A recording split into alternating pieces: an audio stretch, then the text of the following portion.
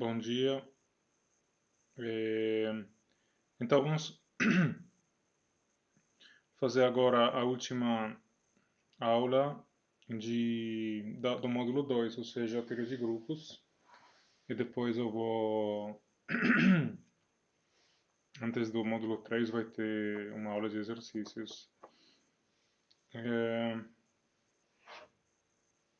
Então, nessa última aula de teoria de grupos, eu vou falar do teorema de Lagrange primeiro.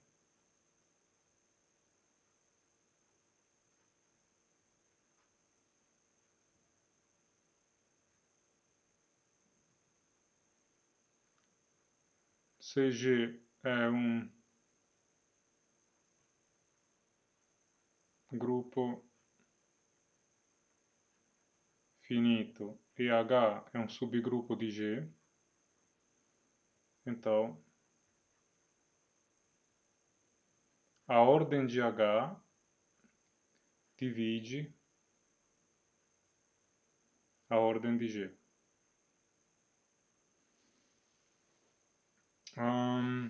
Então, esse teorema, ele é o começo da teoria, hum, ele é o começo da teoria dos grupos.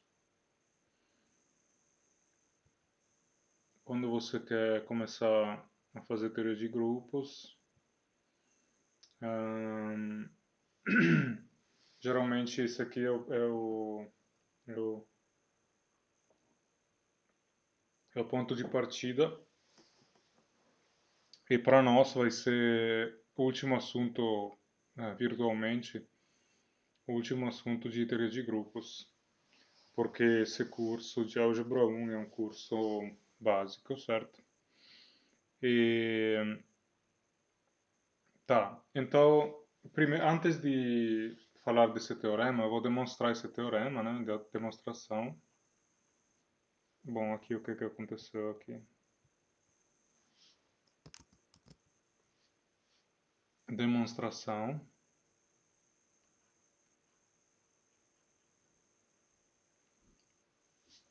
A ideia é o seguinte, defina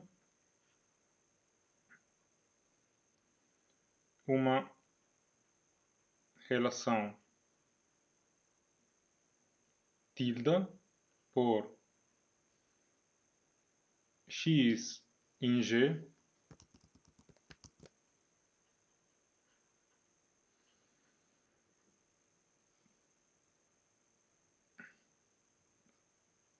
então, se você tem dois elementos de G, né? Então a gente fala que x é em relação com y, x tilde y, se e somente se acontece que x inverso multiplicado por y pertence a H. É obviamente uma relação, porque eu estou dizendo quando é que dois elementos são em relação. E ela é uma relação de equivalência. É uma equivalência. Por que uma equivalência? Bom, tem três coisas para verificar, né? Primeira coisa é reflexiva. Ou seja, x é em relação com x para todo x em G. Por quê? Bom, porque é claro que x inverso x, né, é igual a 1, então pertence a H. Lembra, como sempre, né, que G é um grupo, então a notação, se eu não falo nada, é automaticamente a notação multiplicativa. E,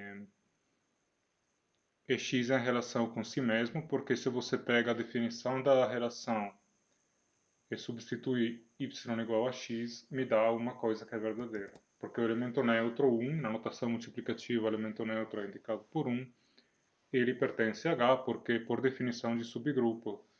Um subgrupo é, em particular, um subconjunto que contém o elemento neutro e é fechado pela operação, certo? Então, são coisas verdadeiras, né? Agora, 2. simétrica.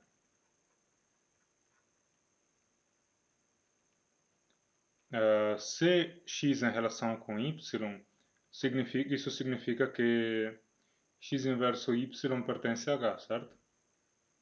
Então eu quero mostrar que y é relação com x. Como é que eu faço isso? Bom, a gente já viu, tinha um caso parecido com esse. A ideia é pegar esse elemento que pertence a h e fazer o inverso dele, que pertence a H por definição de subgrupo. Se você volta para a definição de subgrupo, tem três condições que definem subgrupo. A primeira, bom, agora não lembro da ordem, mas a primeira, acho, sim, eu lembro da ordem. A primeira era que o elemento neutro pertence a H. A segunda era que se um elemento está em H, o inverso dele também está em H. E a terceira era que se você tem dois elementos de H, o produto, a operação entre eles, está em H. Então aqui eu estou usando a segunda, né? Que é o inverso. Aqui, para mostrar a reflexividade, eu usei o primeiro axioma de subgrupo. Agora eu estou usando o segundo axioma, né? Que é o inverso de um elemento de H está em H. Mas a gente também viu que para calcular o inverso de um produto, se trata de fazer o produto dos inversos na ordem inversa, né? Mas isso está dizendo exatamente, vamos escrever assim, isso implica exatamente que, na verdade, é equivalente, né, a dizer que y é relação com x. Agora eu vou fazer só um comentário sobre essa demonstração. O que é que eu fiz aqui? Eu mostrei que a relação tilde é simétrica, né? Mas você percebe que eu, ah, eu escrevi se x em relação com y. Aí no começo do curso, se você lembra, eu escreveria, se eu estivesse no começo do curso, eu escreveria quero mostrar que y é relação com x. Ou seja, o que é que isso significa? Significa isso. Ah, tá. Então vamos mostrar isso. Então, agora eu estou sendo mais rápido. Estou fazendo isso para ganhar um pouco de espaço, certo? Eu estou sendo mais rápido, ou seja, eu estou dizendo se e x em relação com y, então eu vou direto para a demonstração do que eu quero mostrar. Eu não estou escrevendo eu quero mostrar isso, mas ajuda, né? Ajuda muito a escrever eu quero mostrar isso, eu quero mostrar aquilo. Hipótese, tese, o tempo todo, né? Qual é a hipótese, qual é a tese. Mas estamos num nível do curso em que eu estou supondo que você consegue me acompanhar sem eu escrever tudo isso o tempo todo. Agora, a terceira propriedade é transitiva, né?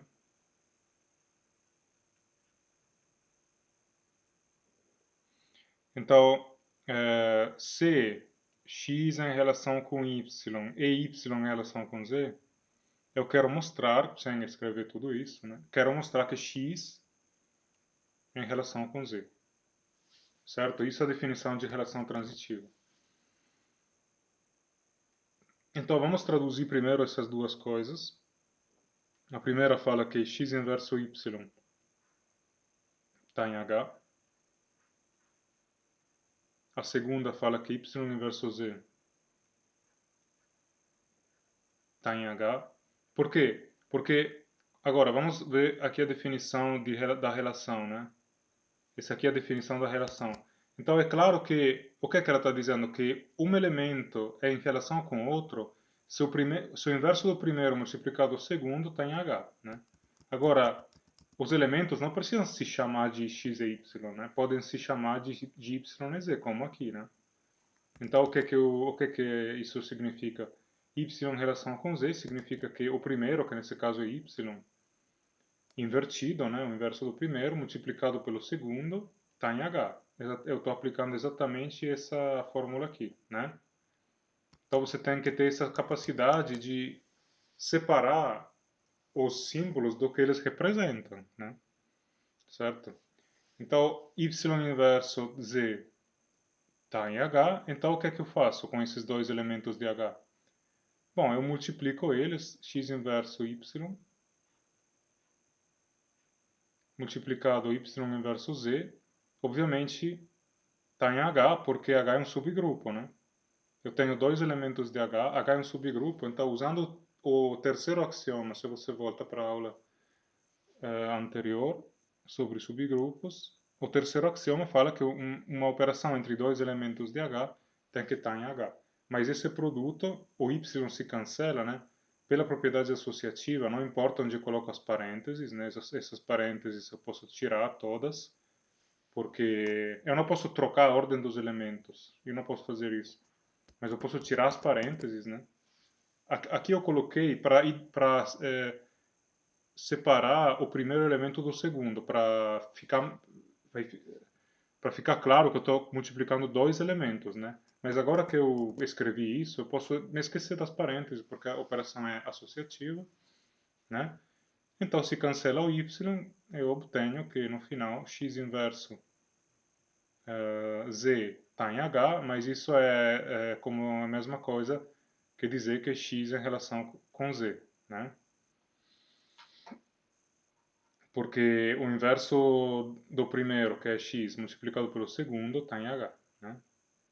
Eu estou aplicando de novo essa coisa aqui. Então, é uma demonstração, o fato que é uma equivalência é uma demonstração bem simples, mas se você sabe fazer tal demonstração sem ajuda, então significa que você está começando a entender alguma coisa sobre álgebra, né? Então, agora eu apaguei a demonstração porque eu acabei de mostrar que é uma equivalência, então imagina como eu estivesse continuando, né, a escrever. Se eu tivesse um quadro maior, eu não apagaria nada, né, certo? Então é uma equivalência, eu mostrei isso, então pode esquecer agora que é uma equivalência. Então, como ela é uma equivalência, quais são as classes? Por exemplo, qual é a classe de x? A classe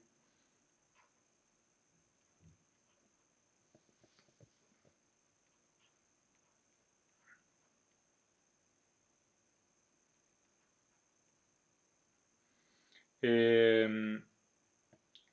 a classe de um elemento x é dado pelo conjunto dos elementos de G, ou do conjunto em qual você está, que são em relação com x. Agora, não importa se são em relação à esquerda ou à direita, nesse caso, porque, bom, porque a relação é simétrica. Então, se eu aqui escrevesse y em relação com x, não teria diferença, porque nesse caso ela é simétrica. Então, vamos ver um pouco melhor quem é esse conjunto aqui. Y pertencente a G, tal que x inverso y pertence a H. Né? Agora, o que é que eu faço? Bom, vamos muito devagar, bom, porque é a primeira vez, assim. Eu posso reformular isso dizendo, existe Hzinho pertencente a H, tal que x inverso y é igual ao Hzinho. É a mesma coisa, né? Tô só dizendo que x inverso y é igual a um elemento que eu chamei de Hzinho, né? Que está no Hzão. Agora, o que é que eu faço? Eu escrevo exatamente a mesma coisa. Eu tô indo muito devagar, porque essas coisas você tem que se acostumar, depois fica mais fácil, né?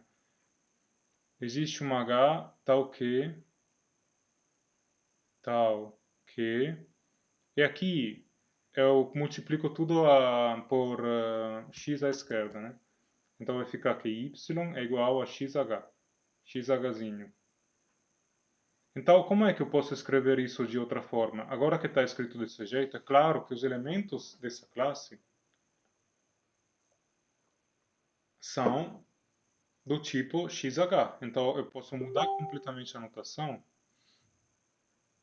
e escrever o seguinte: XH tal que Hzinho pertence a H. Né? É a mesma coisa. Então, eh, isso aqui é o quê? Eu estou pegando o x multiplicando por um elemento qualquer do H, do subgrupo H. Então, em outras palavras, eu posso chamar isso aqui, eu vou dar uma definição agora, né, de xh. Isso aqui é uma definição que eu estou introduzindo agora. Isso aqui é chamado de classe lateral de H. Classe lateral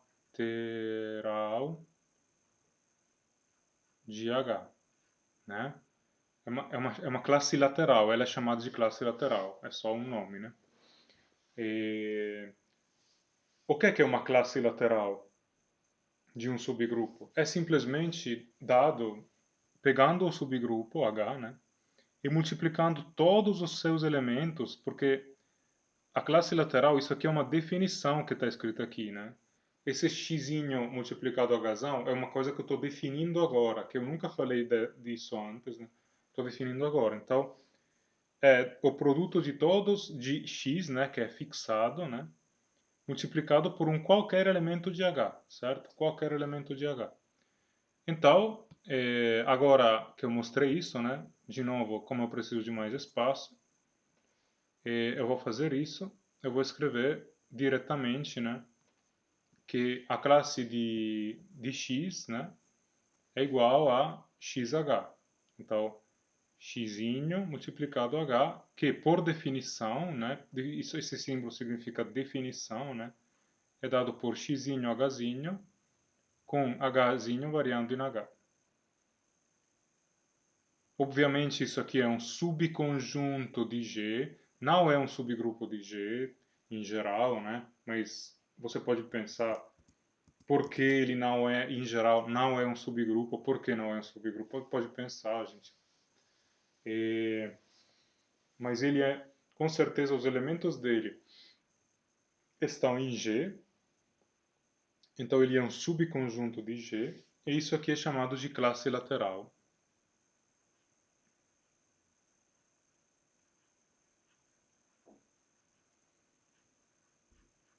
de H. Agora, só para dar um exemplo para vocês, se você tivesse, depois eu vou apagar, se você tivesse o grupo aditivo R2, então você pode imaginar de estar num plano cartesiano. Agora imagina de ter H como sendo o conjunto dos pares x e y, tal que y igual a 2x, ou não sei, y igual, ok, 2x, né? Isso aqui é uma reta que passa pela origem. H pode ser desenhado aqui, é uma reta, né? Então eu vou tentar desenhar a reta um pouco melhor, mas é só para você entender. É uma reta, né? E quem são as classes laterais dessa reta, desse H, né? As classes laterais são dadas por coisas do tipo ah, elemento do grupo R2, operação H, né? É isso aqui. XH na notação aditiva é x mais H, né? Então é isso aqui. O que é uma coisa assim? Obviamente eu estou fazendo uma translação, certo? Se você conhece um pouco, você deve ter visto, né, o plano cartesiano. Isso aqui são as retas que são paralelas, ou todas essas retas aqui são todas classes laterais, e todas as retas paralelas a H são classes laterais. Então, quando você pensa nas classes laterais, você tem que pensar que você tem um H e você está translando em algum sentido, né? Você está levando ele para um outro nível, outro nível. Você está imaginando uma notação aditiva geométrica tipo essa, você está fazendo uma translação, mas não é isso que você está fazendo, né? Mas é claro que a ideia é que eu estou fazendo tudo isso, né, que eu estou falando em álgebra é muito geral. porque a operação é uma coisa que você tem em todo lugar. Uma operação você pode ter em todo lugar. No caso da soma no plano, né, entre pares ordenados de números reais, a soma entre pares ordenados usual, né, você tem que somar as componentes, certo? Você pode pensar um pouco, né, que a classe lateral de um H nesse caso é uma reta, né, é dada nesse exemplo aqui, né, nem todo subgrupo é desse tipo, mas é dada pelos translados e é claro que esses em geral não são subgrupos, por quê? Porque o único dessas retas paralelas que contém o elemento neutro é o próprio H. Se você olha o desenho, né, o único desses translados que contém o elemento neutro que é o par 0, 0, nesse caso, é o elemento neutro nesse exemplo aqui de R2, né? A única reta que passa por esse ponto, que é a origem, né, é o próprio H. Os outros não são subgrupos, é por isso que eu, né, falei, pense quando é que uma classe lateral é um subgrupo, né? Você vai descobrir que só no caso de H, que ele é um subgrupo. Agora, eh, o que acontece quando você tem uma relação de equivalência? Bom, você tem uma partição. G é uma união de classes. G é união disjunta, união disjunta de classes. Eu falo classes, mas são classes de equivalência ou classes laterais? Nesse caso é a mesma coisa, por isso que eu não estou especificando, né? É união disjunta de classes laterais de H ou então de classes de equivalência dessa relação. É a mesma coisa, né? Porque eu acabei de chamar de classe lateral a classe de equivalência, né? Em relação a essa associada, né, a essa relação de equivalência que eu acabei de definir. Agora, união disjunta de classes, mas não de todas, né? Só de algumas, é claro. Bom, no sentido que a classe de x pode ser igual à classe de y, né? Então, o que é que eu faço? Eu escolho elementos, né? Então, G pode ser escrito como uma união x1H, união x2H, união x3H, etc., né? E união disjunta, união XKH, né? É uma união disjunta.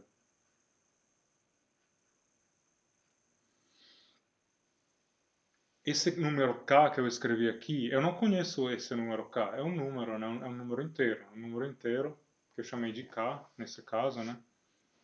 E aí, o que é que acontece? Que, como é uma união disjunta, quando eu vou olhar a ordem de G vai ser exatamente a soma de quê?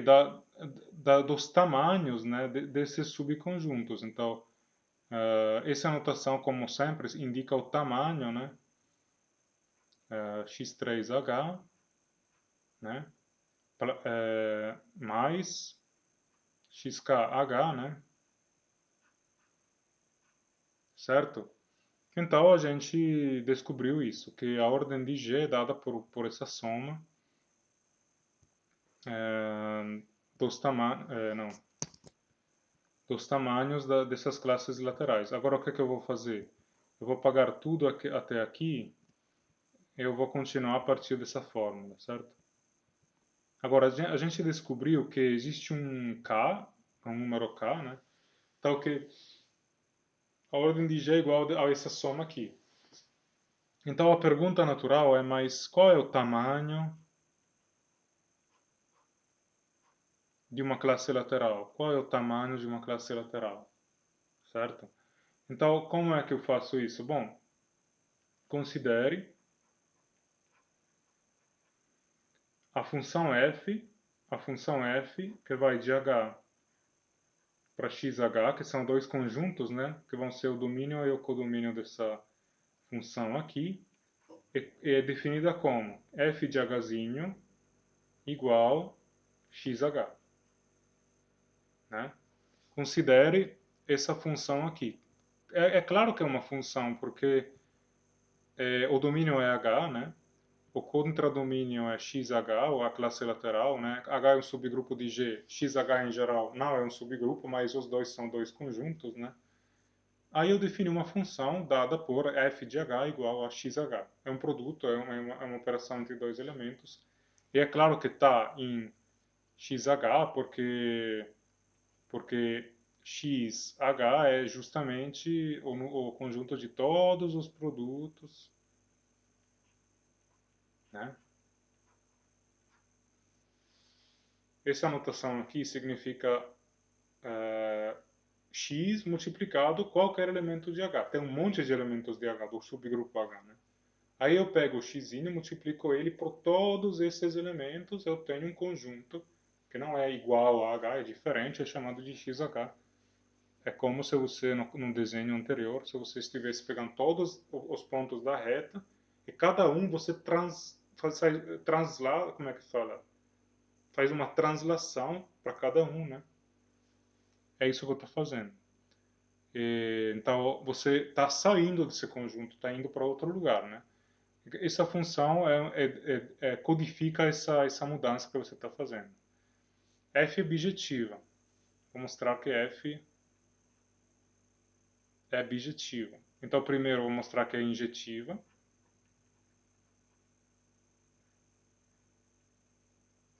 Aí como é que eu faço? CF de H1 é igual a F de H2, né? Então XH1 igual a XH2. E agora multiplico por x inverso à esquerda. E multiplicando por x inverso à esquerda, o x se cancela, né? Bom, vamos escrever então x inverso xh1 igual x inverso xh2. E se cancela o x, eu tenho que h1 é igual a h2, né? Então, eu vou só escrever isso direto para ter mais espaço. Isso implica que h1 é igual a h2, multiplicando por x inverso à esquerda. E f é sobrejetiva, mas isso é claro, né? Sobrejetiva. Porque se você tem um elemento xh na classe lateral, todos os elementos da classe lateral são dessa forma, então esse elemento xh é igual a f de h'. Então se trata de uma função bijetiva. Eu mostrei aqui que é injetiva sobrejetiva, então é bijetiva. Então o que eu vou fazer? Eu apago agora essa demonstração aqui, né? Eu escrevo o que eu acabei de mostrar, que f é bijetiva. É isso que eu acabei de mostrar. Agora, isso, quando você tem uma função bijetiva entre dois conjuntos finitos, né? Você sabe que eles têm que ter o mesmo tamanho. O tamanho de h é igual ao tamanho de xh, né? Se você quer ver isso de uma maneira mais intuitiva, mas é um pouco menos correta, né? Se h é h1 é dado por elementos h1, hm, então quem é xh? Xh é xh1, xhm.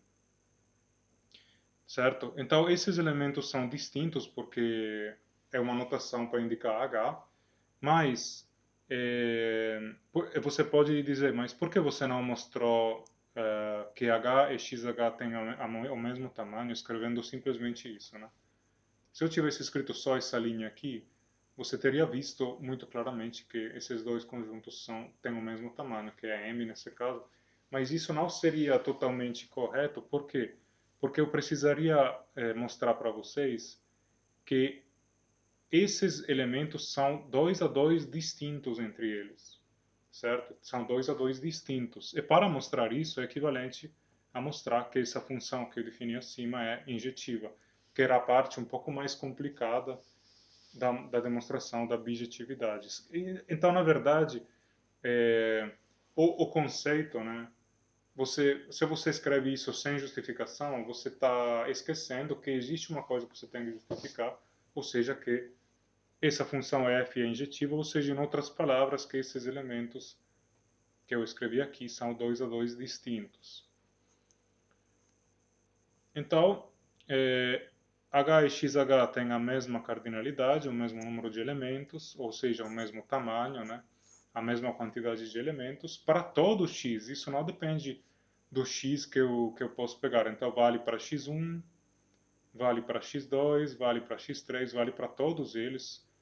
Então, na verdade, aqui tem k parcelas nessa soma, né? Então, na verdade, voltando para essa soma aqui, eu obtenho que a ordem de G, o número de elementos de G, o tamanho, a cardinalidade, como você quer chamar, né, é igual a ordem de H mais a ordem de H. Todos esses tamanhos aqui são todos iguais à ordem de H, por causa dessa igualdade aqui. Né? Agora, a pergunta é, mas quantos termos tem aqui? Porque você pode perguntar, quantos? K, né? Porque são exatamente esses termos que tem aqui, são K parcelas. Então, isso aqui é igual a K multiplicado pela ordem de H. Agora, se você vê qual era a nossa tese é que a ordem de H divide a ordem de G, mas é isso que eu acabei de mostrar. A ordem de G é igual a K, que é um número inteiro, né? Eu não conheço esse número inteiro, mas se você continuar estudando essas coisas, ele é chamado de índice de H, ele é chamado de índice de H. Esse número inteiro K é um número inteiro multiplicado pela ordem de H. Então, a ordem de H divide a ordem de G. Certo? Então, vamos ver uma consequência, mas na verdade a gente podia já fazer isso como exercício, mas vamos ver uma consequência, porque isso aqui, a gente já viu um resultado parecido com ele quando mostrou que se você tem um elemento x de um grupo G finito, né, a ordem do elemento divide a ordem do grupo. Né? É um caso particular, então vamos escrever, é um caso particular do teorema de Lagrange. O teorema de Lagrange fala que se H é um subgrupo de G, então a ordem de H divide a ordem de G. A gente já tinha visto que se x está em G, então a ordem de x divide a ordem de G. Como é que isso é um caso particular do teorema de Lagrange? É um caso particular porque a ordem de x é igual à ordem de um subgrupo qual? Esse subgrupo aqui. Certo? Então, é um caso particular, porque a ordem de x do elemento x acontece que é igual à ordem de um particular subgrupo, que é o subgrupo gerado por cíclico, né? Gerado por x, o grupo cíclico gerado por x. Então, essa coisa que a gente já viu, né, já mostrou usando uma técnica análoga, a mesma técnica, né, é um caso particular desse teorema de Lagrange aqui. Agora, isso aqui é o teorema de Lagrange. O que é que eu vou fazer? Eu vou dar uma aplicação, né? Proposição, mas como eu falei, eu estou fazendo isso agora, mas podia ter feito antes, mas é bom fazer agora porque a gente tem para ver as aplicações. Proposição é que se G é um grupo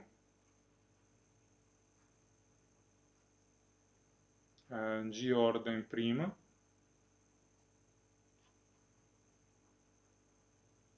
então G é cíclico. Né? Demonstração disso, né? Então, na demonstração, eu vou escrever o que é a hipótese. A hipótese é que a ordem de G é igual ao número primo. O que é um número primo? É um número maior que 1, maior do que 1, né? Então não pode ser 1, que é divisível só por si mesmo e por 1. Ou seja, 2, por exemplo, 3, 4 não é um número primo, né? Que é divisível por 2, 5 é um número primo, 7 é um número primo. E você sabe que todo... Eu não vou mostrar essas coisas, mas você sabe que todo número inteiro é um produto de números primos, né? É chamado de teorema fundamental da aritmética. Por exemplo, 12 é igual a 2 ao quadrado multiplicado por 3, né? Qualquer número inteiro é um produto de números primos. Então, nesse caso, esse aqui é um número primo. E como é que eu mostro que G é cíclico? Então, bom, o número primo P é maior do que 1, então existe X pertencente a G com X diferente de 1. Porque se todos os elementos de G fossem iguais a 1, então o grupo G conteria só um elemento, o elemento neutro. Mas então a ordem do grupo seria 1. Mas a ordem do grupo não é igual a 1. Por quê? Porque a ordem do grupo é igual a P, que é um número primo, então P é maior que 1. O número 1 não é considerado um número primo, né? Então, quando eu falo número primo, isso já significa que o número é maior do que 1. Então, existe um x com essa propriedade aqui. Então, considere H igual o grupo gerado por x, que é um subgrupo de G. A gente viu isso, né? Grupo gerado por x, que é um subgrupo de G. Pelo teorema de Lagrange, a ordem de H divide a ordem de x, divide a ordem de G, que é igual a P. Mas isso implica, como P é um número primo, né, a ordem de H é igual a 1 ou P, né, porque P é um número primo, certo? Então a ordem de H, como ela divide, eu estou usando aqui o teorema de Lagrange, que a ordem de H divide a ordem de G. Então a ordem de H é um divisor de um número primo, então 1 ou P. Mas H não é igual a 1, por que a ordem de H não é igual a 1? Porque x pertence a H. Então, o que eu estou dizendo aqui? Eu estou dizendo o seguinte, você tem um grupo tal que a ordem dele não é igual a 1. Mas o grupo, ele sempre contém um elemento neutro, né? Então, tem um elemento neutro. Aí, o que eu estou dizendo?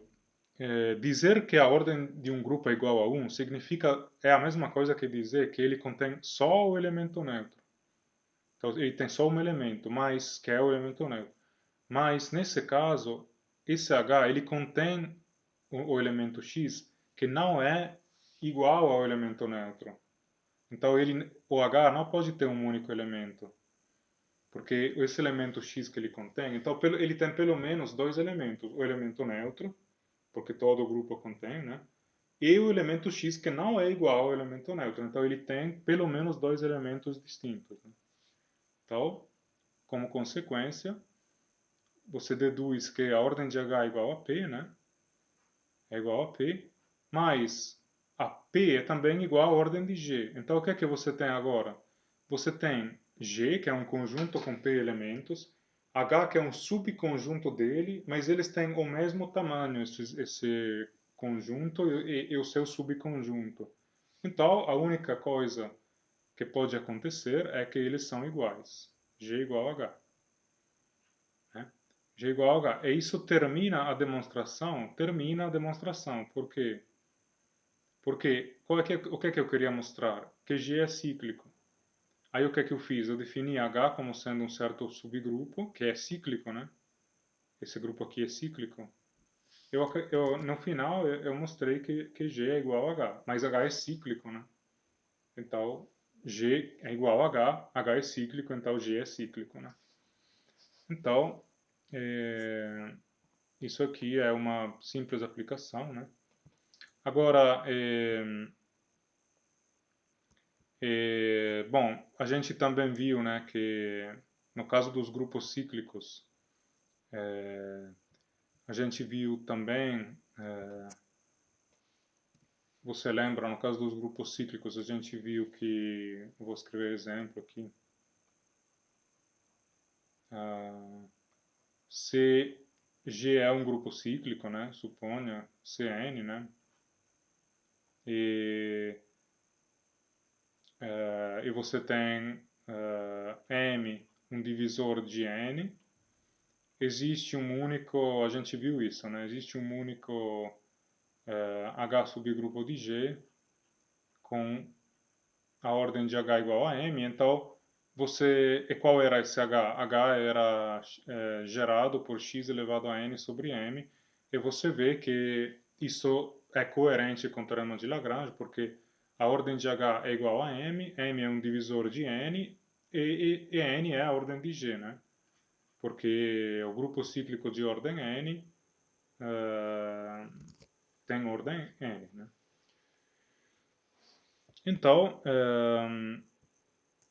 agora você pode voltar para os exemplos que a gente fez, você vê que isso é sempre o caso, que a ordem de todo subgrupo que a gente encontrou é sempre um divisor.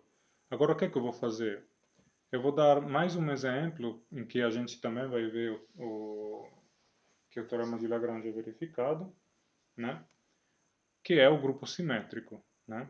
Agora, você pode imaginar que com o teorema de Lagrange, a parte de teoria de grupos termina, mas para terminar, né, eu vou dar mais um exemplo, porque é um exemplo importante, porque é o primeiro exemplo de grupo que não é comutativo. Então, eu vou dar o exemplo do grupo simétrico. Tá. Então, grupo.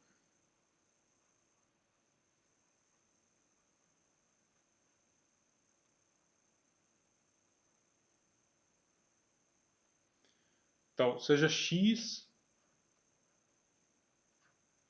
um conjunto,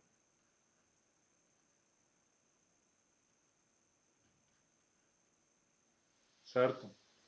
Então, aí a gente define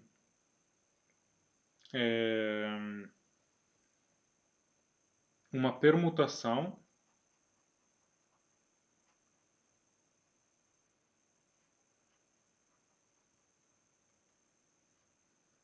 de x. É uma função, por definição, é uma função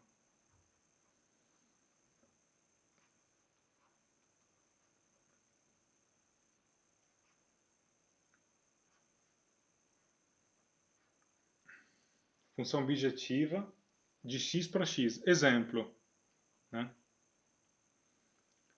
Suponha de ter x igual, que é o exemplo que a gente vai estudar, na verdade, x igual a esse conjunto aqui, é um conjunto muito simples, só com três elementos, né? Então, nesse caso, f, né? F, o que o f faz? Ele leva 1 para f de 1, 2 para f de 2 e 3 para f de 3, né? Tem só três elementos, né? Então, o que a função f, né, faz? F é uma função de x para x, né? Então, significa que ela faz isso. Agora, o que a gente vai fazer? A gente, geralmente, uma notação possível, né? Tem mais de uma notação possível, mas uma notação possível é essa aqui, f de 1, f de 2 e f de 3. Eu escrevo uma parêntese grande, que isso aqui na terminologia usual seria chamado de matriz, mas não tem nada a ver com álgebra linear, certo? É só uma notação que eu estou usando, uma parêntese grande com 1, 2, 3, e embaixo f de 1, f de 2, f de 3. Então, por exemplo, né, eu posso ter 1, 2, 3, 2, 3, 1. Né? 1 vai para 2, 2 vai para 3 e 3 vai para 1. Né? É só uma anotação, né? É só para não ter que escrever tudo isso aqui. Né? É só uma anotação que fala quem são os elementos do domínio e quais são as imagens deles. Né? Agora, vamos ver, esse aqui é um exemplo que funciona, mas vamos ver qual seria um exemplo que não daria certo. Né? Por exemplo, eu tenho 1, 2 e 3 aqui em cima. Aí o que é que acontece se eu escrever? Bom, 1 e 2 poderia ser uma função objetiva, uma permutação? Não, por quê? Porque se 1 vai para 1 e 2 também vai para 1, então f de 1 é igual a f de 2, porque são iguais a 1. Isso é uma contradição, porque a função tem que ser bijetiva, né? Não é uma contradição, é só que essa função que eu escrevi, que é uma função, não tem problema, só que ela não é uma permutação, porque ela não é bijetiva, né? Agora, como é que eu poderia corrigir isso? Como é que eu poderia mudar um pouco para que ela seja objetiva? Né? Era 1, 1 e 2, aí eu posso escrever 3 e 2, por exemplo. Essa função aqui é objetiva, né? 1 vai para 1, 2 vai para 3, 3 vai para 2. Um outro exemplo muito fácil de função objetiva é a função que leva 1 para 1, 2 para 2 e 3 para 3. Eu posso também fazer isso, né? Lembra que essa notação significa que 1 vai para 1, 2 vai para 2 e 3 vai para 3, né? São as imagens, escrevo em cima o elemento e embaixo a imagem dele, né? Ou em outras palavras, por exemplo, nesse caso aqui eu poderia também escrever um diagrama 1, 2, 3, diagrama de Venn, eu acho que ele se chama, 1, 2, 3, né?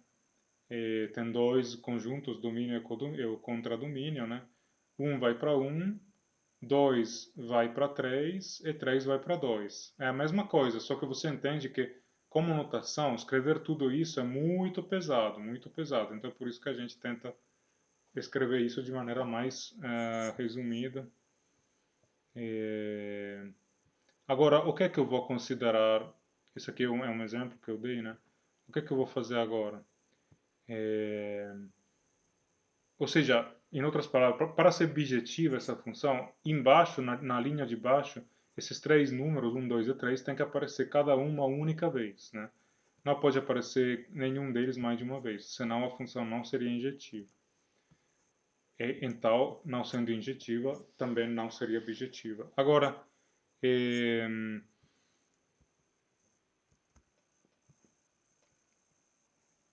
a gente pode fazer a composição de duas funções, né? O que é a composição? Se f e g são funções, né? Permutações ou não, não importa. Mas imagina permutações.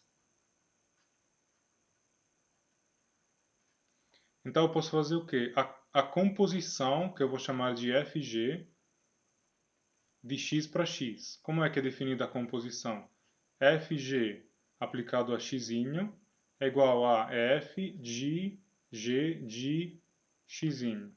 Então é chamado de composição. Então vamos dar um exemplo aqui. Exemplo, né? F igual 1, 2, 3, 2, 3, 1. G igual 1, 2, 3, 2, 1, 3. 2, 1, 3. Né? Então quem é FG? FG, bom, a notação vai ser 1, 2, 3, né? 1, 2, 3. E aí tem que calcular quem são esses três elementos aqui, né? Vamos calcular quem são esses três elementos aqui. Então, quem é que vai ser a imagem de 1, por exemplo? A imagem de 1, bom, vamos ver. Lembra que a definição é dada por essa fórmula aqui, certo? Então, primeiro, o x nesse caso é igual a 1. Então, primeiro eu tenho que calcular g de x. Quem é g de x? Bom, é simplesmente a imagem de 1, ou seja, 2. Né?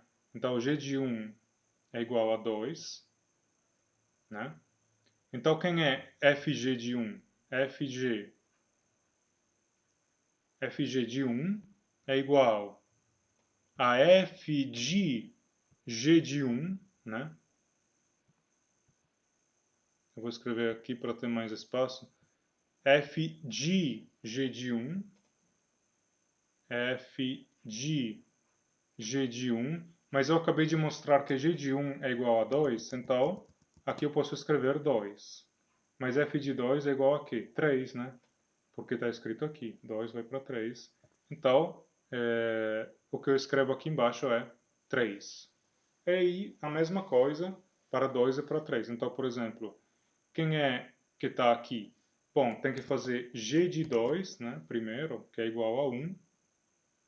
G de 2 é igual a 1. E depois tem que fazer f de g de 2, ou seja, f de 1, que é igual a 2.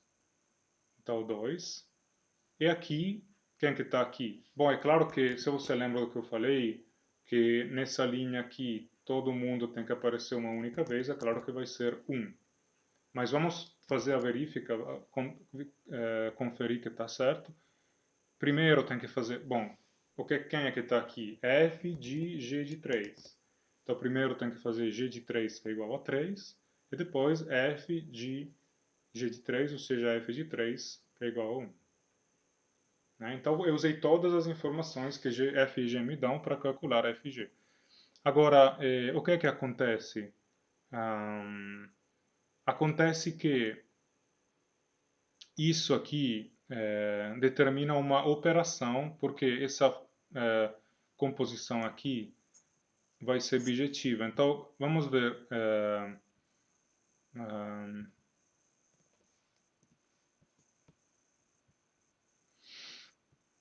Agora, vamos supor sim que elas são permutações. Então, aqui eu escrevi entre parênteses, né? Mas agora vamos pegar de verdade, né? Duas permutações, ou seja, permutações. Agora, permutação de um conjunto é uma função de x para x, né, uma permutação de x, que é bijetiva, né?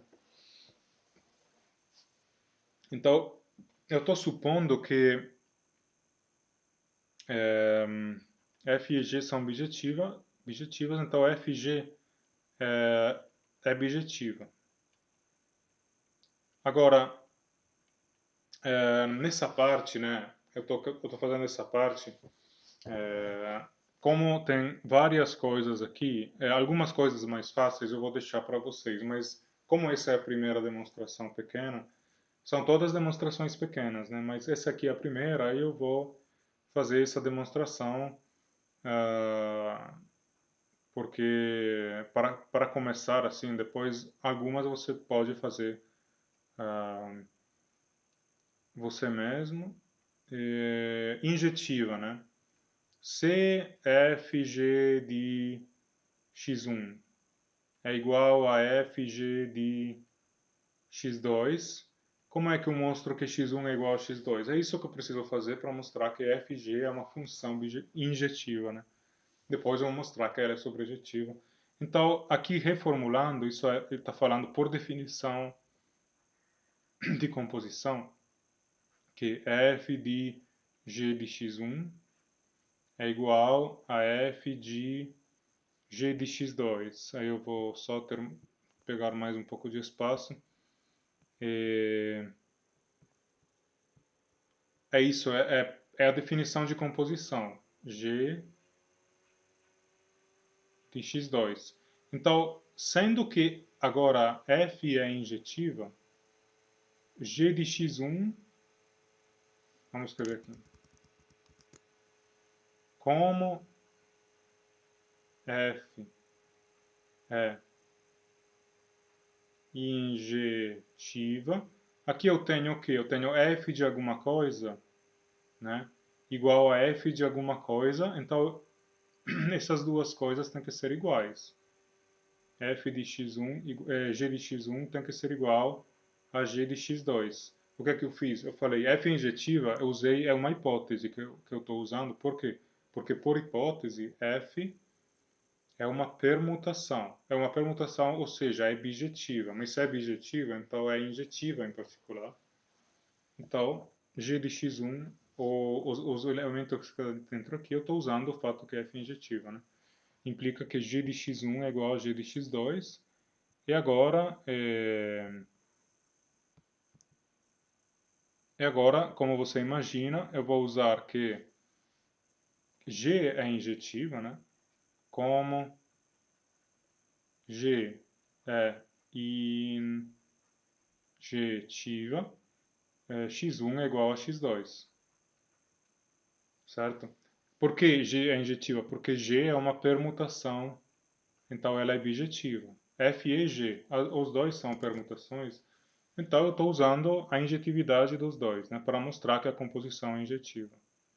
Então isso mostra que a composição é injetiva. Agora vamos mostrar que a composição é sobrejetiva. Como você imagina, eu vou precisar usar que F e G são sobrejetivas.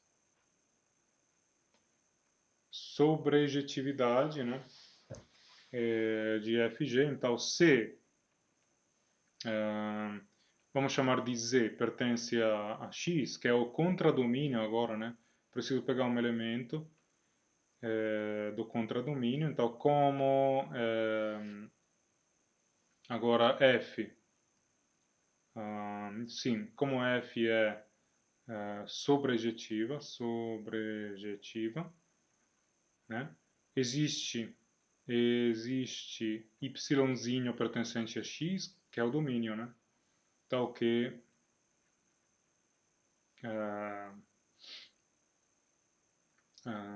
F de Y igual a Z, estou usando o que é sobrejetiva, e como G é sobrejetiva, existe x pertencente a x com g de x é igual a y, né? Agora, se você junta essas duas informações, você vai perceber que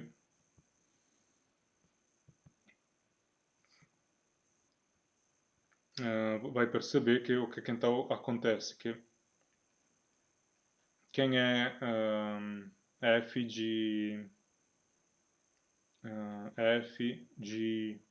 g de x, ou seja, quem é fg de x? Fg de x é f de g de x por definição de composição, mais g de x é igual a y, então f de y, mais f de y é igual a z.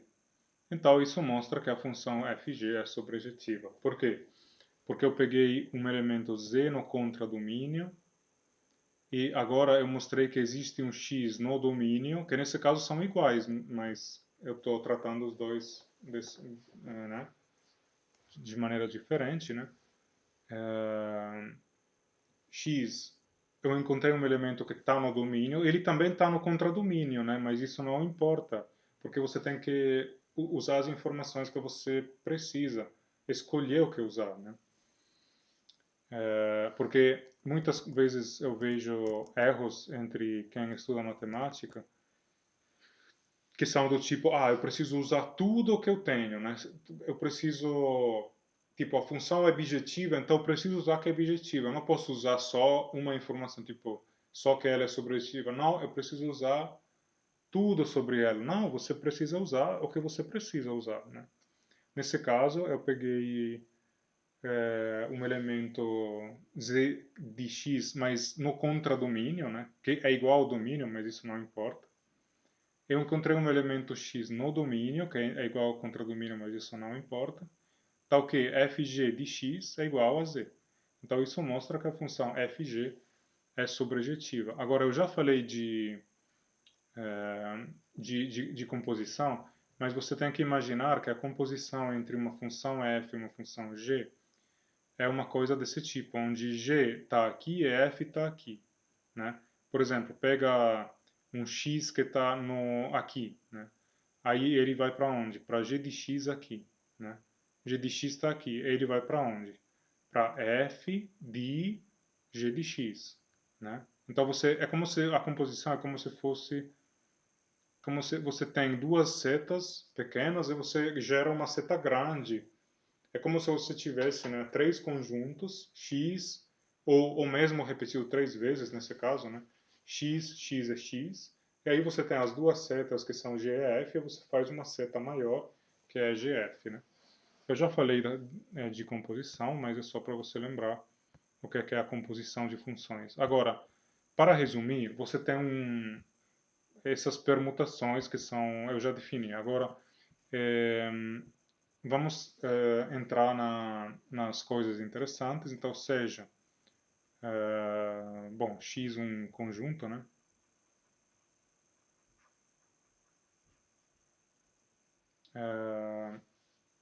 Então, G, então vamos escrever seja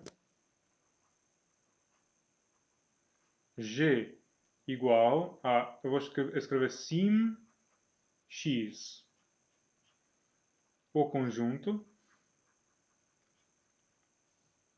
de todas as permutações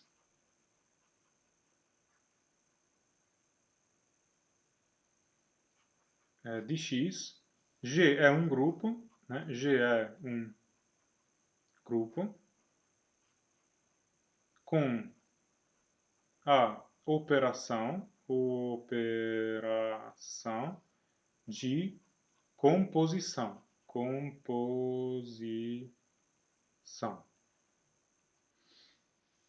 O elemento neutro, o elemento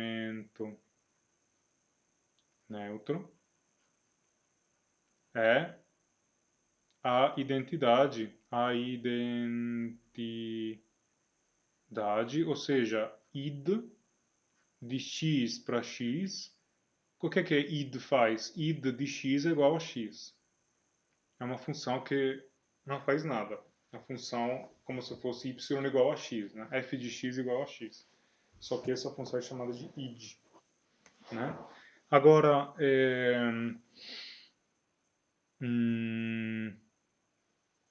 a operação nesse grupo é a composição. G é uma operação de G, é uma operação. Qual é a operação que é uma função de G para G? Então você tem dois elementos, né? Um par ordenado, dois elementos, e vai para onde? Vai para FG. Como é que FG é definido? Como eu acabei de definir, né? FG de x igual F de G de x. Agora, por que isso eu deixei aqui para o final, assim, sem muita...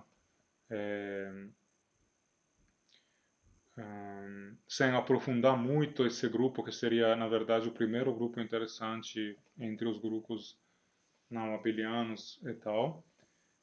Porque para quem está começando com a álgebra, é difícil se acostumar a esse conceito, porque esse grupo é um conjunto de funções. Os elementos de G são funções. Os elementos de G são funções bijetivas de x para x, são permutações de x. Então, aqui a operação não é a soma, não é o produto, mas é a composição. Composição. A operação aqui é a composição, certo? Então se trata de uma operação mais diferente do que você está acostumado. Geralmente você pensa multiplicar, somar, fazer essas coisas, mas aqui a gente não está multiplicando, não está somando, está fazendo a composição. Composição é o que eu acabei de falar no slide anterior, de ter as setas pequenas e gerar a seta maior, né? Nesse grupo, a operação é a composição. Então, agora, para mostrar isso, né? Bom, primeiro tem que mostrar que essa aqui é uma operação, mas isso eu mostrei, né? Eu mostrei no slide anterior, eu mostrei que se você tem duas permutações, a composição é também uma permutação de x, né? Se você tem duas permutações de x, a composição é uma permutação de x. Né? X é fixado desde o começo. Agora, o que falta mostrar para mostrar que é um grupo? Eu não vou fazer isso, certo? Aqui no arquivo está escrito, né? Mas na aula, assim, eu não vou fazer isso. O que falta mostrar? Que é associativa, mas isso é um exercício muito simples, assim. Se você entende o que significa, você pode fazer isso como exercício. É associativa essa operação, e que todo elemento admite inverso, mas isso é também uma coisa muito básica, né? Quando você tem uma função objetiva, ela admite uma função inversa, né? Se você tem x que vai para f de x, qual é a inversa? A inversa simplesmente leva esse f de x para x, volta para x, né? Mas é claro que isso você tem que formalizar dizendo seja um y um elemento de x. Então o y pode ser escrito como f de x porque f é sobrejetiva. Vamos definir a inversa de f pondo g de y igual a x. E ela é bem definida porque f é injetiva. Então você tem coisas para fazer para mostrar isso, né? Mas eu deixo fazer, deixo você fazer isso porque é um bom exercício. Agora eu vou me concentrar no exemplo que eu estava falando.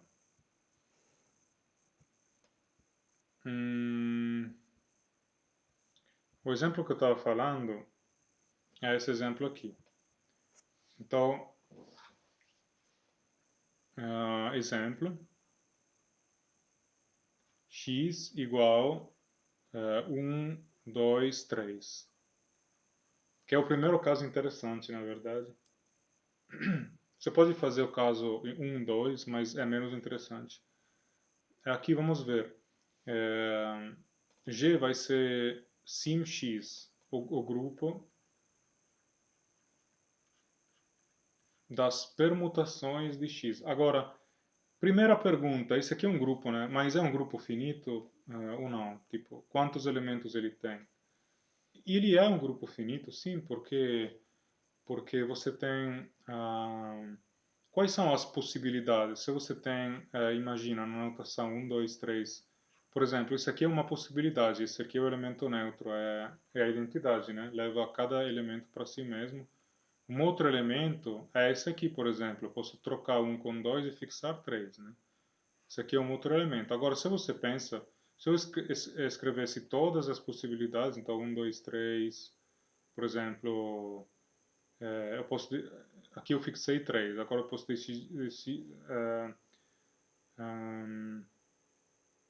decidir de fixar 2 e trocar 1 com 3, né? Ou eu posso escolher de fixar 1 e trocar 3 com 2 com 3, né? Desse jeito. Mas eu posso também não fixar ninguém. Então 1, 2, 3, agora 1 pode ir para 2, 3 e 1. E tem mais uma maneira de fazer isso, que é fazer 3, 1 e 2. Então, se você pensa, não é difícil na segunda linha colocar todas as possibilidades em que você pode colocar os três elementos de todas as maneiras diferentes.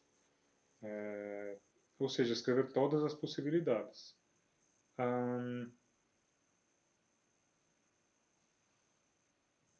E são 6 elementos, né?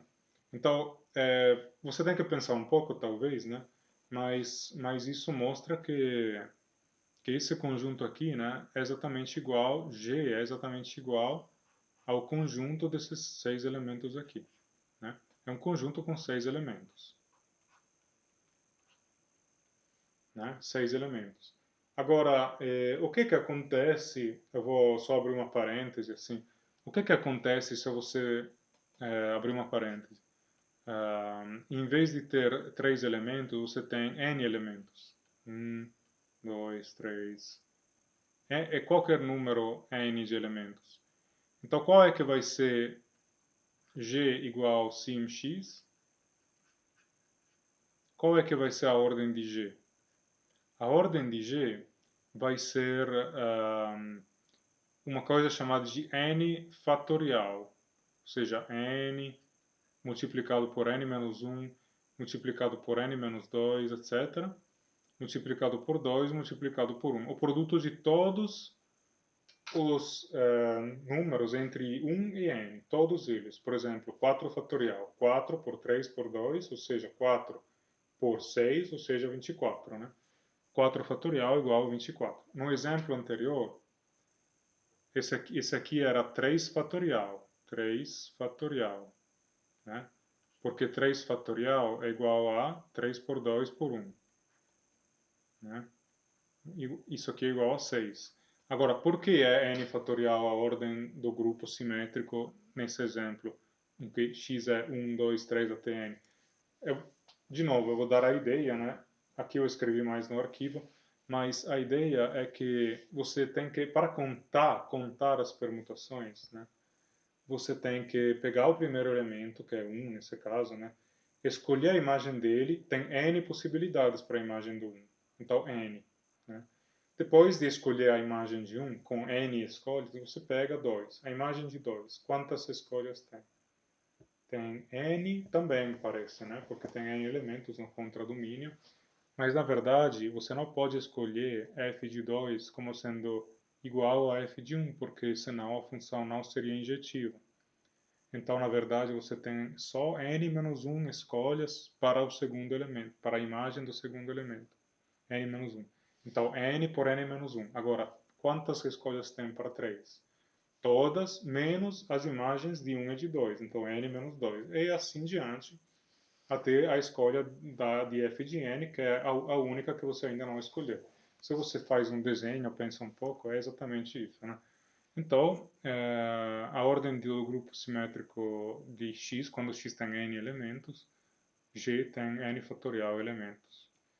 Mas a gente vai pensar mais um pouco no grupo simétrico de grau 3. Grau é o que geralmente se chama da ordem do tamanho de x. O tamanho de x é chamado de grau por motivos assim históricos, né, ou práticos também, para distinguir entre o grau do grupo e a ordem do grupo. O grau do grupo é 3 porque o grupo age, né, tipo, as funções agem sobre 3 elementos, mas a ordem do grupo é outra coisa, não tem nada a ver. É o número de permutações que é igual a 6 nesse caso, né? Então, observe que o elemento neutro é esse aqui, ó. O primeiro que eu escrevi é o elemento neutro porque que geralmente a gente indica com 1, né? 1 é a identidade, id, né? Aquela função identidade, porque leva todo elemento para si mesmo. Agora, o que é que eu quero fazer? Bom, vamos dar uns nomes aos elementos. A, eu chamei de A, esse 132, né? 132, esse aqui eu chamei de A. Esse elemento aqui. B é 321, então 321 então esse aqui é o B, né? E D é 231, D é esse aqui. Eu estou copiando aqui o que está escrito no arquivo. Então, é, só um momento. E tá, então o que que acontece? Que se você, agora de novo, né, você tem que verificar o que eu vou escrever aqui agora. Você pode verificar que os elementos de G podem ser escritos como A, B, C, D e D ao quadrado. C é o elemento, esse elemento aqui, ó, C. D ao quadrado vai ser esse elemento aqui, ó, D ao quadrado. Você pode fazer D multiplicado por D, ou seja, D composição com D vai dar exatamente essa permutação que está escrita aqui. Eu não vou fazer isso porque eu já expliquei para você como fazer a composição entre duas funções. E, agora, é, agora, agora, de novo, faz a composição se você não acredita, mas o que é que o B, o A, por exemplo, o que é que ele faz? O A, ele fixa 1 e troca 1 com 2 com 3. Então, se você aplica A de novo, né, ele troca 2 com 3. Se você aplica eles de novo, ele vai trocar eles de novo. Então, eles vão voltar para a posição original. O que é que isso quer dizer? Que a ordem de A é igual a 2, né? Se você aplica A duas vezes, ele vai dar a identidade. A ordem de B também é 2. Por quê? Porque B, ele fixa 2 e troca... não. Bom, Tá estranho que o que eu escrevi dessa forma, né? Tá meio estranho. Mas está vendo que 2 vai para 3, porque eu escrevi as setas cruzadas, mas não faz muito sentido. Então, 2 vai para 3 e 3 vai para 2, significa que 2 e 3 são trocados. E aqui também, 2 vai para 2 e 1 e 3 são trocados, tá vendo? E aqui também, 3 vai para 3 e 2 e 1 são trocados. Então, A, B e C são trocas. Então, eles têm ordem 2. 2. Agora, isso é uma maneira mais, assim, filosófica, entre aspas, de dizer isso, mas eu estou simplesmente dizendo que, por exemplo, o elemento A não é a identidade, claro, né? Ele não fixa todo mundo, mas A ao quadrado, A multiplicado por A, ou seja, A composição A é a identidade. Você pode verificar isso fazendo a composição. E, se você quer também verificar, a ordem de D é 3. Por quê? Porque 1 vai para 2, 2 vai para 3 e 3 vai para 1. Então eu preciso de 3 passos para voltar. Então 1 vai para 2, depois vai para 3, depois volta para 1. Então eu preciso de 3 passos para voltar. E a mesma coisa vale para os outros elementos.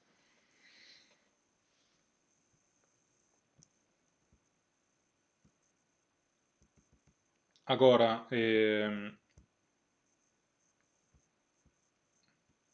sim, agora eu vou rapidamente falar sobre o fato que esse grupo não é comutativo.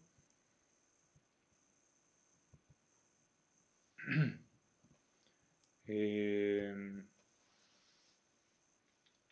eu acabei de falar que os elementos têm ordem nessa mesma ordem que eu listei aqui. As ordens são 1, né? 2, 2, né? 2, 3 e 3. Esse último também vai ter ordem 3, né?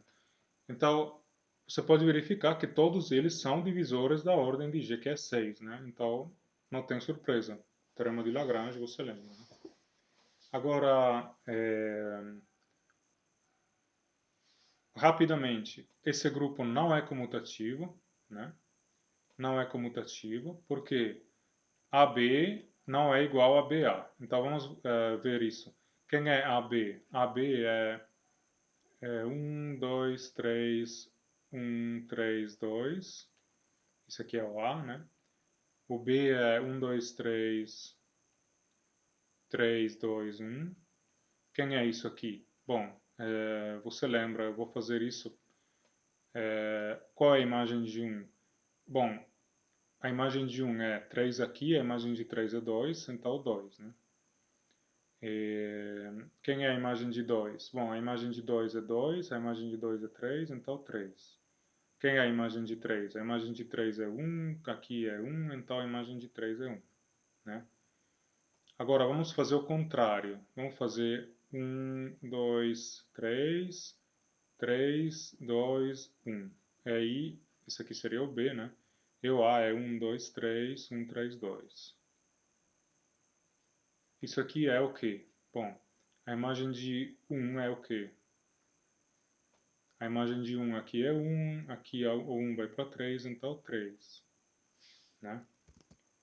3. Agora, a imagem de 2, 2 vai para 3, 3 vai para 1, então 1.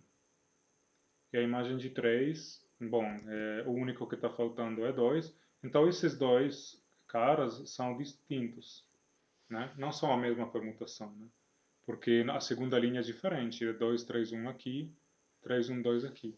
Então, isso mostra que G não é comutativo, não é abeliano, não é abeliano. Esse grupo ele não é abeliano. Existem elementos que não comutam. AB, nesse caso, não é igual a BA. A e B não são elementos quaisquer, são os elementos que eu defini aqui em cima. A é esse elemento aqui e B é esse elemento aqui, né? É por isso que eu fiz essas duas contas. Aqui está escrito AB, né? A, B, e aqui está escrito B, A, certo? Não são elementos quaisquer, são elementos que eu escolhi. Eu chamei de A esse elemento aqui, B esse elemento aqui. Existem elementos que comutam? Sim, vão existir. Por exemplo, D e D ao quadrado, né?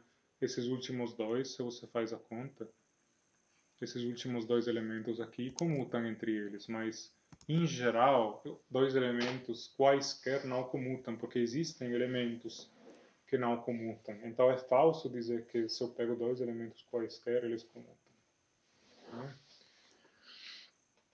Então isso aqui é um exemplo de grupo não comutativo. Agora, a última coisa é fazer olhar quem são os subgrupos de G,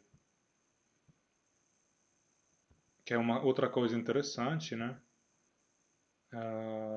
Aí eu vou fazer isso, tem mais detalhes no arquivo, né? Mas a ideia é que a ideia é simples. Um subgrupo de G, como G tem 6 elementos, todo subgrupo, como a ordem do subgrupo divide em 6, né? Porque é a ordem do grupo, pelo teorema de Lagrange que a gente viu hoje, todo subgrupo tem que ter ordem o quê? 1, 2, 3 ou 6. Mas, imagina de ter G aqui. O único subgrupo de ordem 1 é o grupo idêntico.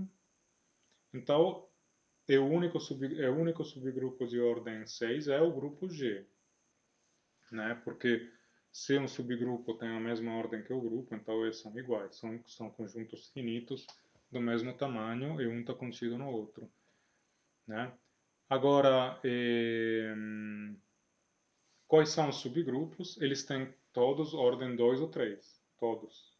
Mas a gente viu que os grupos de ordem prima são cíclicos, 2 e 3 são números primos.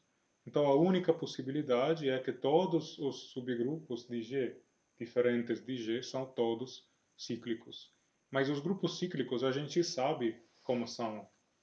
Eles são gerados por elementos. Então quem é que vai ter aqui? Vai ter o grupo gerado por A, o grupo gerado por B, o grupo gerado por C e o grupo gerado por D. Aí você pode dizer, então você tem inclusões, né? Aí eu vou comentar uma última coisa aqui. Primeiro, todos eles, ele tem ordem 2, ele tem ordem 2, ele tem ordem 2, ele tem ordem 3. Então, por exemplo, quem são os elementos desse grupo gerado por A? Bom, um é A, são dois elementos, né? Ordem 2 significa que tem dois elementos. Quais são os elementos desse grupo? Um é B, são dois elementos. Quais são os elementos desse grupo? Um e C, são dois elementos. Por outro lado, o grupo gerado por D contém três elementos, porque D tem ordem 3. Quais são? 1, D e D ao quadrado, né? Porque todo grupo cíclico é dessa forma. O grupo cíclico de ordem N contém gerador X, depois tem 1, X ao quadrado, X ao cubo, e o último é X elevado a N menos 1. Nesse caso, 3 menos 1 é 2, então o último é D ao quadrado. E então ele tem três elementos. E você poderia perguntar, mas a gente viu que no grupo G tem os elementos 1, A, B, C, D e D ao quadrado. São 6 elementos. Então tem D ao quadrado também. E por que você não listou esse grupo aqui? Certo? Você pode perguntar. Por que ele não aparece aqui? Ele, na verdade, ele aparece. Ele aparece porque é igual ao grupo gerado por D. Por que é igual? Porque D tem ordem. A gente já viu tudo isso para justificar essas coisas, né?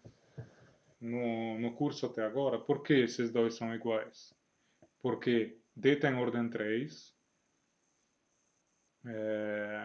Se você tem um grupo gerado por X, os geradores dele são gerados, os geradores dele são x elevado a um número que é coprimo com a ordem. D ao quadrado é um deles nesse caso, porque 2 é coprimo com 3, que é a ordem de D.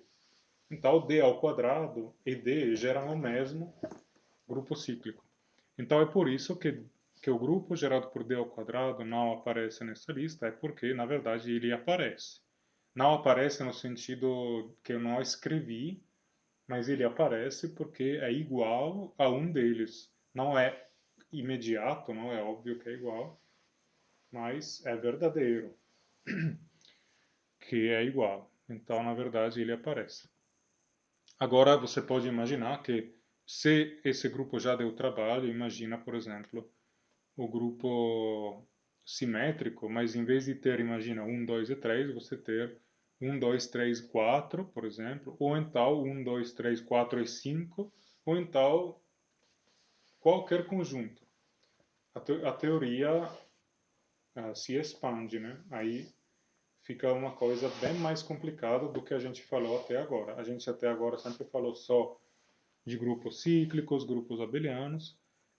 Então, aqui a gente está começando, na verdade também terminando nesse curso, porque é limitado, né? A falar de grupos não abelianos. É um mundo completamente... É um mundo enorme que, se você está interessada, tem os cursos superiores, álgebra 2, álgebra 3, etc. Mas, em todo caso, isso termina o módulo 2, agora vai ter uma aula de exercícios e depois vai ter o módulo 3. Né? Módulo 3 vou falar de anéis, essas coisas.